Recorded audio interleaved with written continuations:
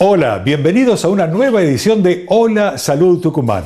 Como siempre, media hora junto a ustedes para tratar de contarles cosas que tienen que ver con la medicina, artículos nuevos, patologías frecuentes con las que nos podemos encontrar y de qué forma las podemos reconocer fácilmente, nuevas tecnologías, en fin, un mundo de noticias que seguramente a ustedes les va a interesar. Hola Salud Tucumán, la forma fácil de entender la medicina. Comenzamos.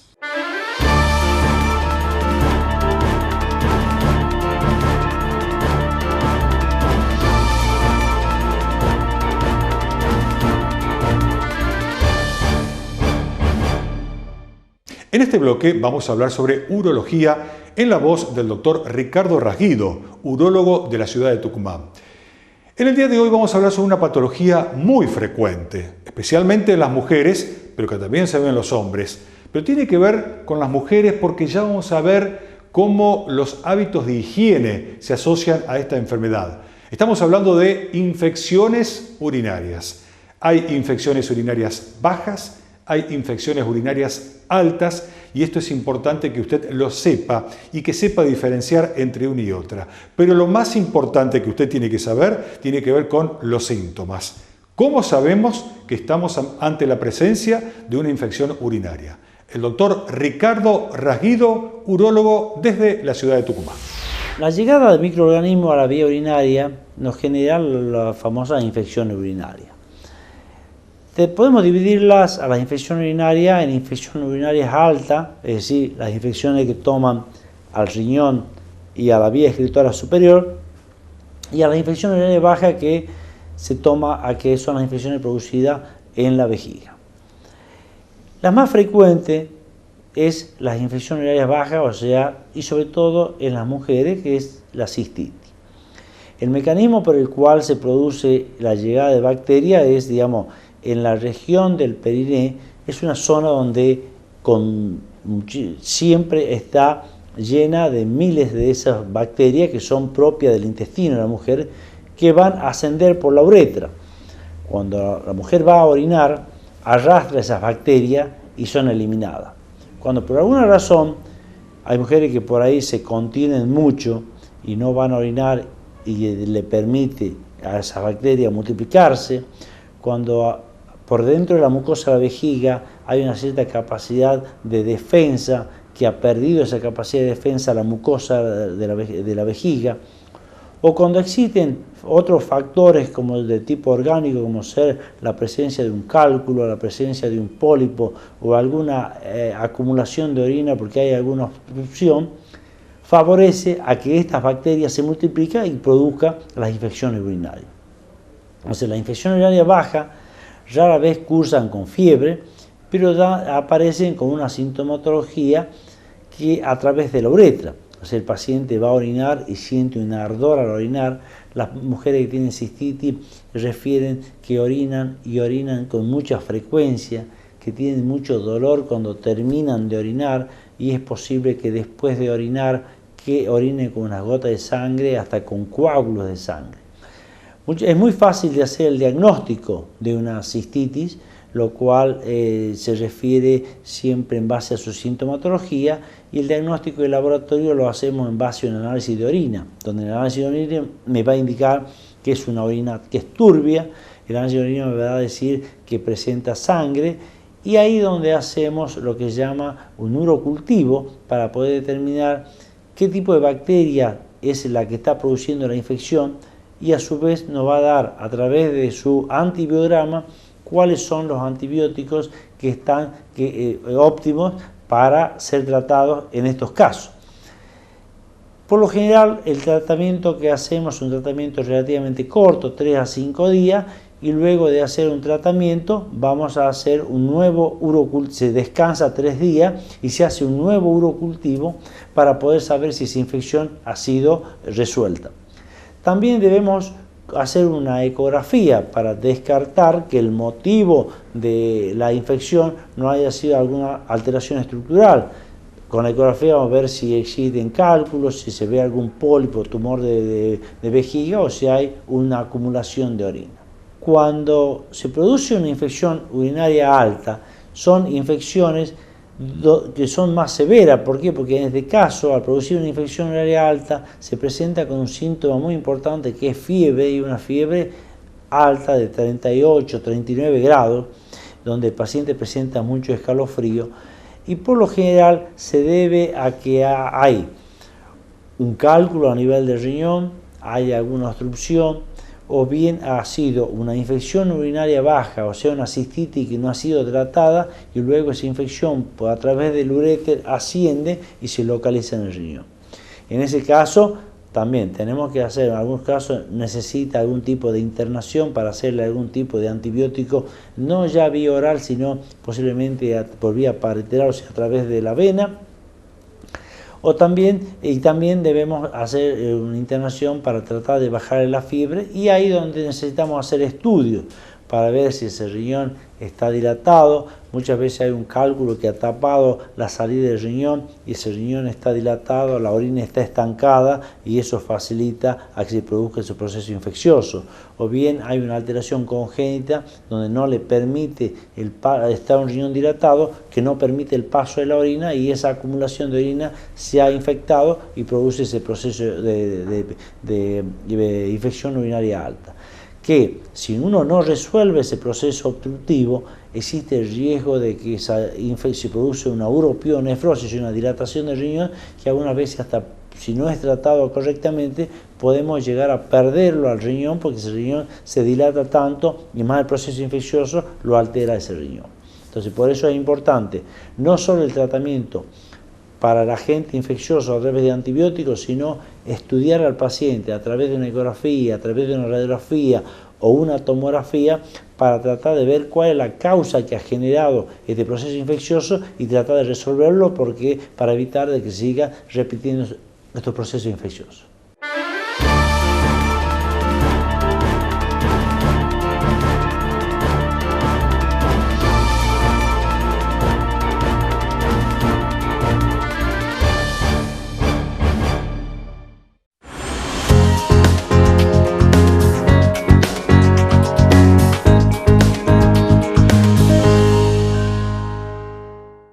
En este segmento vamos a hablar sobre flebología. La flebología es la especialidad de la medicina que atiende los problemas de varices. Los problemas de varices se presentan tanto en hombres como en mujeres. Piernas cansadas, dolores de piernas permanente, un problema estético para muchas mujeres especialmente. En la ciudad de Tucumán está el doctor Santiago Muñoz, un profesional muy reconocido en esta materia, y hoy él nos va a explicar ¿cuál es el tratamiento de la radiofrecuencia? Aclaremos que para tratar las varices hay distintos tipos de tratamientos, con medicamentos, escleroterapia y otros de los tratamientos más nuevos, más modernos con que hoy ustedes cuentan en Tucumán, tiene que ver con la radiofrecuencia. El doctor Santiago Muñoz hoy se refiere a lo que es la radiofrecuencia como tratamiento efectivo para eliminar las varices.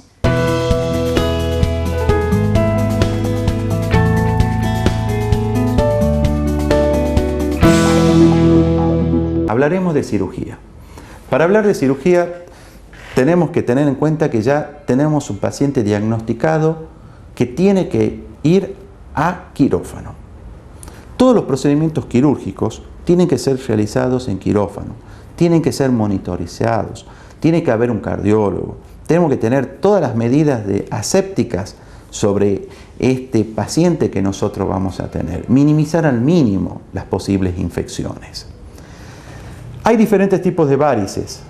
Cuando la varice es superficial y en el ecodoppler a mí no me sale que está enfermo adentro, o sea que no hay varices, las famosas varices internas, insuficiencia, la safena, nosotros haremos una microcirugía con un puntito y mediante unos diversos elementos, unas pincitas, se retira la varice, se la saca y el paciente se le realiza posteriormente un vendaje compresivo, una venda elástica y se va a la casa en 2 horas. Ese es un tipo de cirugía ambulatoria excelente, anda muy bien, sin necesidad de pérdida de días de trabajo. Ese es un tipo. Ahora, si la microcirugía es más grande, ya son de las 2 piernas, las varices son mayores, tiene que entender el paciente que se debe ser realizado con una anestesia un poco mayor.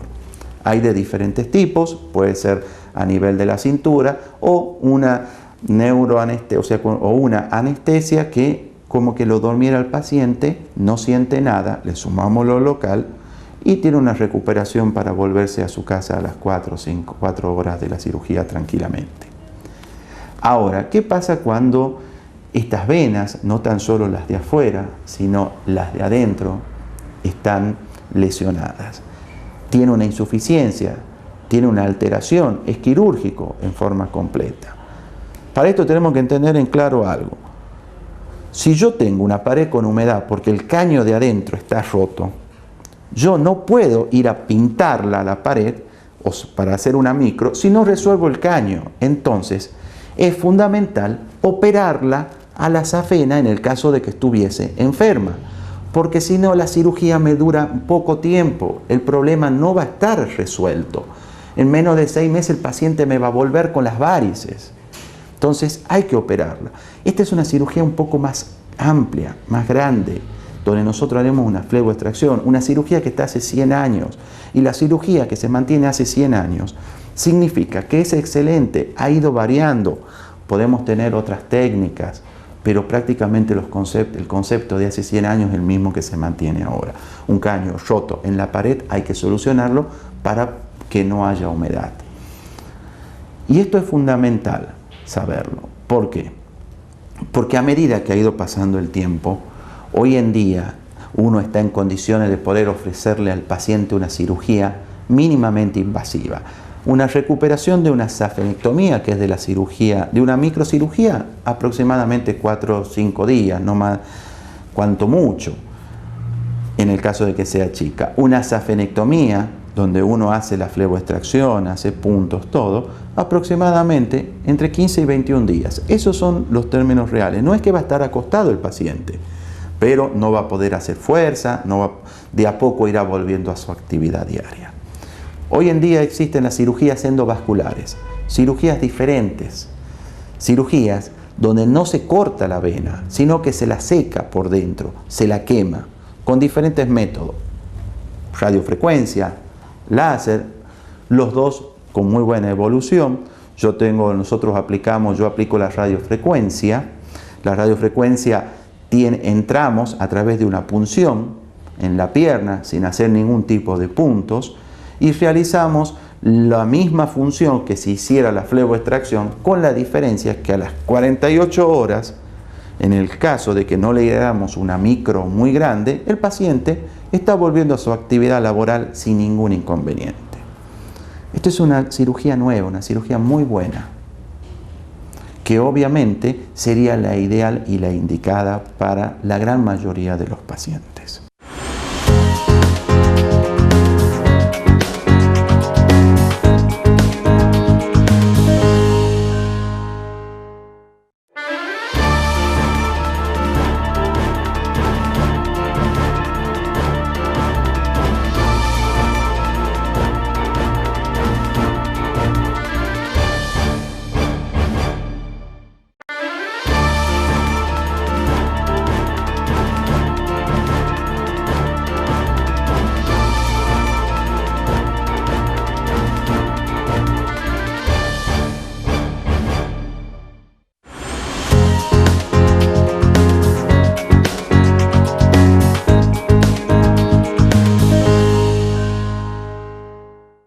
En este bloque vamos a hablar sobre oftalmología y hoy estamos en compañía del doctor Ignacio Lishchinsky. En programas anteriores estuvimos viendo y hablando sobre lo que es el glaucoma, una enfermedad que es importante detectarla a tiempo porque en sus primeros inicios no produce síntomas de ningún tipo y cuando los síntomas aparecen es porque algún tipo de daño ya existe y ya hay. Hoy el doctor Ignacio Lishchinsky nos va a hablar justamente de lo que es el tratamiento de glaucoma, la aplicación de láser en algunos casos y cómo es la cirugía del glaucoma. El doctor Ignacio Lishchinsky, oftalmólogo desde la ciudad de Tucumán. ¿En qué consiste el tratamiento de un paciente que tiene glaucoma? El tratamiento consiste básicamente en 3 pilares. Un primer pilar que va a ser un tratamiento médico. Ese tratamiento médico se realiza normalmente con gotas. el paciente va a tener que colocarse todos los días en forma metódica las gotas. Generalmente uno trata de asociarlo con la vida normal de la persona, cosa de que la incorpore como un hábito normal de todos los días. Como uno es levantarse y cepillarse los dientes, será también el levantarse y colocarse la gotita en el horario que uno lo va a asociar con alguna de estas tareas diarias. Las gotas van a tener que ser usadas en forma permanente y de por vida, ya que la gota va a ser la encargada de disminuir la presión ocular y que maneje presiones oculares normales ese ojo. La otra forma es con tratamiento médico. La segunda forma puede ser con láser. Hay algunas patologías y algunas características, algunos glaucomas con ciertas características que se pueden realizar algún tipo de cirugía con láser y de esa forma o disminuir la presión ocular, o en otros casos que tienen características anatómicas, características de la forma del ojito muy particulares, con procedimientos con láser uno puede evitar que esa persona pueda tener o desarrollar un problema mayor el día de mañana. La tercera pata del tratamiento es la cirugía. La cirugía es una intervención que se realiza, por supuesto, en el quirófano. Es una cirugía totalmente ambulatoria desde el punto de vista que el paciente va a llegar caminando al quirófano, se va a realizar la cirugía y se va a retirar del quirófano. No es una cirugía que necesite estar internado el paciente después de la cirugía. Y todas las cirugías nuestras oftalmológicas generalmente se hacen con anestesia local. Por lo tanto, tampoco hay que dormirlo al paciente o colocarle algún tipo de hipnótico para que no haya dolor, ya que no va a tener dolor durante el procedimiento quirúrgico. Lo que sí es importante remarcar que la cirugía de glaucoma es una cirugía en donde mucho del procedimiento se hace dentro del quirófano y también el procedimiento continúa luego en el postoperatorio en el consultorio para tener el manejo de esa cirugía de glaucoma. ¿En qué consiste la cirugía? En realidad uno no está operando la enfermedad glaucoma. Lo que uno está haciendo es operando la presión ocular. Lo que uno quiere hacer es bajarle la presión ocular al ojo. Si no fue efectivo eso antes con la medicación, con gotas, o si no fue efectivo antes con el láser. Pasamos a la tercera parte, que es la cirugía. Y en la cirugía lo que uno va a hacer, va a realizar una escotilla para que a través de esa escotilla uno pueda permitir que el líquido pueda salir más fácil del ojito hacia afuera. Si uno se pone a pensar en qué ocurre dentro del ojo en el glaucoma, uno debería pensar que el ojo normalmente siempre está produciendo líquido, ¿sí? Es como un grifo que tenemos abierto y tenemos un resumidero por donde se va a ir ese líquido permanentemente que está entrando en esa pileta. El problema es cuando el resumidero se empieza a trancar y el líquido está abierto siempre en la misma cantidad. Cuando el líquido está abierto en la misma cantidad y el resumidero empieza a trancarse, ese agua en el caso de una pileta empezaría a rebalsar, pero dentro del ojo empieza a producir mucha tensión dentro del ojo.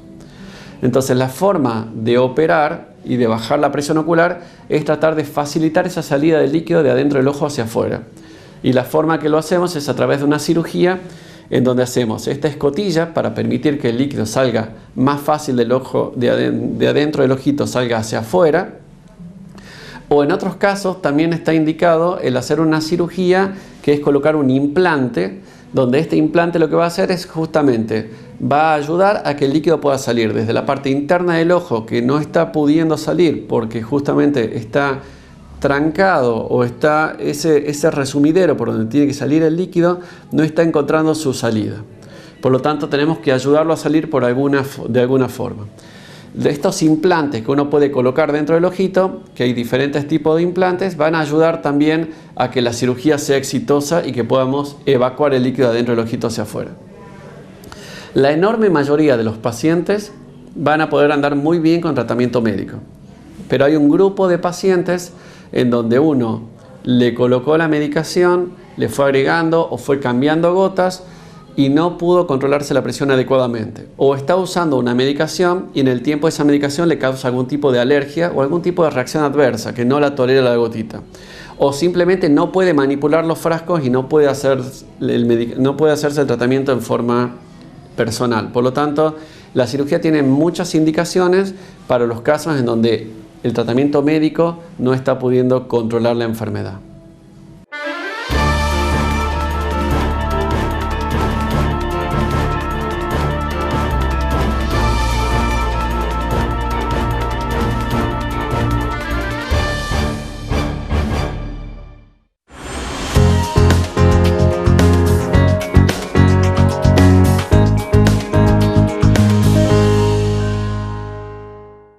En este bloque vamos a hablar sobre lo que es litiasis vesicular. Se lo traduzco, son cálculos en la vesícula, que seguramente es la terminología con la que usted lo ha escuchado nombrar en más de una ocasión. El doctor José Cabrera es un cirujano general que trabaja en la ciudad de Tucumán con una fuerte formación en Buenos Aires y que hoy ofrece a sus pacientes operar a la vesícula, sacar esos cálculos vesiculares a través de la laparoscopía. Y la laparoscopía es un tipo de cirugía que a través de incisiones, de cortes muy pequeños de 1 o 2 centímetros, se pueden extraer los cálculos vesiculares. Vamos a escucharlo en este caso al doctor José Cabrera. ¿Qué son los cálculos vesiculares? ¿Cómo es que se detectan? ¿Y cuál es la sintomatología?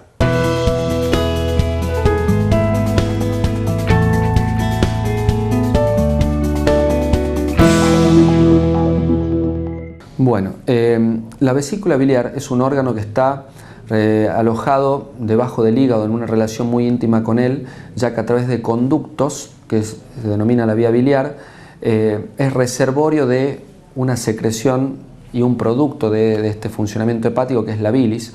La bilis, cuando se acumula en la vesícula a través de ciertos estímulos alimentarios especialmente, se vacía, se desagota y llega al intestino, especialmente al duodeno, para favorecer la digestión de los alimentos. Esto, por una serie de estímulos bioquímicos, hormonales, neurológicos, funciona en condiciones normales, adecuadamente, pero este órgano puede ser asiento de patologías. Una de ellas, y la más frecuente, es la presencia de cálculos, de pequeñas piedritas que se desarrollan en la vía biliar, se llama litiasis vesicular. Estos cálculos se generan por distintos factores alimentarios, socioculturales, geográficos, que inciden y se interrelacionan y generan la aparición de esta patología.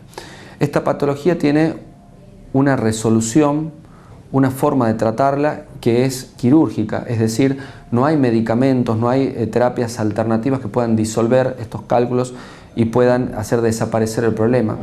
Debe hacerse a través de una cirugía, y justamente qué mejor que la cirugía sea mini-invasiva, sea laparoscópica, para tratar de resolver el problema con la forma más sencilla, más rápida, con menor inconvenientes para el paciente, con menores riesgos, con una recuperación más rápida y una menor reinserción y reincorporación a sus actividades cotidianas.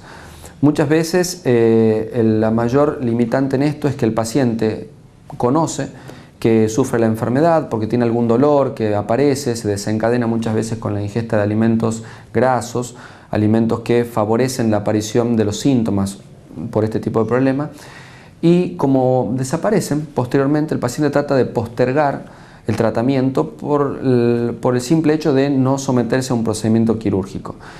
Es muy importante tener en cuenta que el tratamiento quirúrgico oportuno es fundamental, ya que evita complicaciones.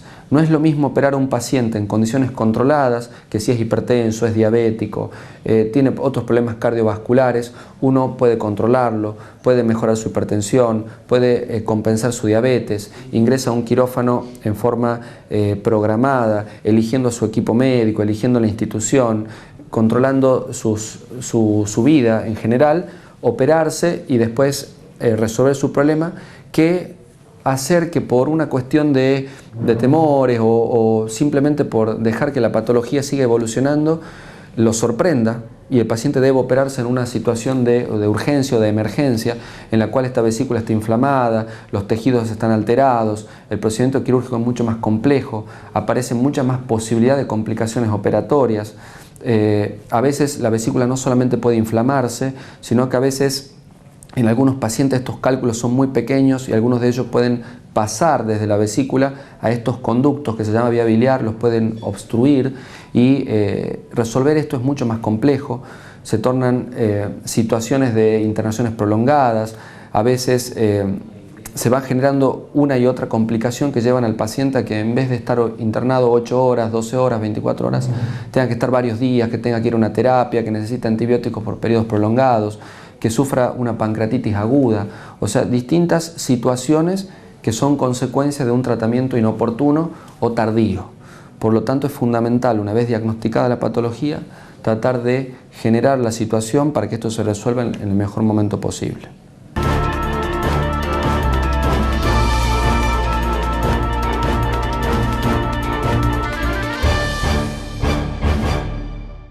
Amigos de la salud, como siempre les digo, muchas gracias por habernos acompañado en un nuevo programa. Espero que estos profesionales que hoy estuvieron junto a todos ustedes hayan sido de su utilidad y de su agrado en los temas que hemos tratado. Será hasta la semana que viene, dentro de 7 días, por este canal. Muchas gracias.